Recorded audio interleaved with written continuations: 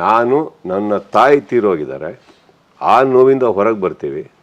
ಹೊರಗೆ ಬರೋ ಪ್ರಯತ್ನದಲ್ಲಿ ಒಂದು ಸಿನಿಮಾ ಚೆನ್ನಾಗಿ ಹೋಗುತ್ತೆ ಅಂತ ಯಾರೊಬ್ಬರು ಪ್ರೀತಿಯಿಂದ 4 ಜನ ಬಂದಾಗ ಕೇಕ್ ಕಟ್ ಮಾಡಿ ನಿಂತ್ಕೊಂಡ್ರೆ ಅದಕ್ಕೊಂದು ಹೆಸರು ಕೊಟ್ಟು ಅಷ್ಟು ಬೇಗ ಮರ್ತು ಹೋಗ್ಬಿಡ್ತಾರೆ ನಮ್ಮ ನೋವಂಗಾರ ಇವ್ರಿಗೆ. ಅಥವಾ ನನ್ನ ಒಬ್ಬ ಸಹೋದ್ಯೋಗಿ ಅವರು ದರ್ಶನ್ ಕಾಲು ಎಳ್ಕೊಂಡು ದರ್ಶನ್ ಮೇಲೆ ಮಾತಾಡ್ಕೊಂಡು ನನಗೇನು ಸಿಗಬೇಕಾಗಿದೆ ಸರ್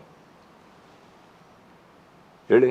ಅವ್ರ ತೊಂದರೆಯಲ್ಲಿ ನೋವಲ್ಲಿರಬೇಕಾದ್ರೂ ಏನು ಹೇಳಿದೆ, ಅವ್ರ ಮನೇಲಿ ಒಬ್ಬ ಮಗ ಇದ್ದಾನೆ, ಬೇಡಿ ಅವೆಲ್ಲ ಮಾತಾಡಬೇಡಿ, ಅವ್ರ ಅಭಿಮಾನಿಗಳು ನೋವಲ್ಲಿದ್ದಾರೆ, ಇದೆಲ್ಲ ಹೇಳ್ಬೇಕಾದ್ರೆ ನಾನೇ ಸರ್ ಟಾಂಟ್ ಕೊಡಲಿ?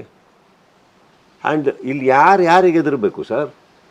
ಇಲ್ಲಿ ಯಾವ ಕಲಾವಿದ, ನಾನು ದರ್ಶನ್ ಅನ್ನೋದಲ್ಲ ಸರ್, ಯಾವ ಕಲಾವಿದರ ಅಭಿಮಾನಿಗಳನ್ನ ಕಮ್ಮಿ ಇಟ್ಟಿದ್ದಾರೆ? ಫಸ್ಟ್ ಆಫ್ ಆಲ್ ಗೌರವ ಕೊಡೋದು ಕಲಿಬೇಕು, ಪರಸ್ಪರ ಮರ್ಯಾದೆ ಇರಬೇಕು ಒಬ್ರಿಗೊಬ್ರಿಗೆ ಅಲ್ವೇ?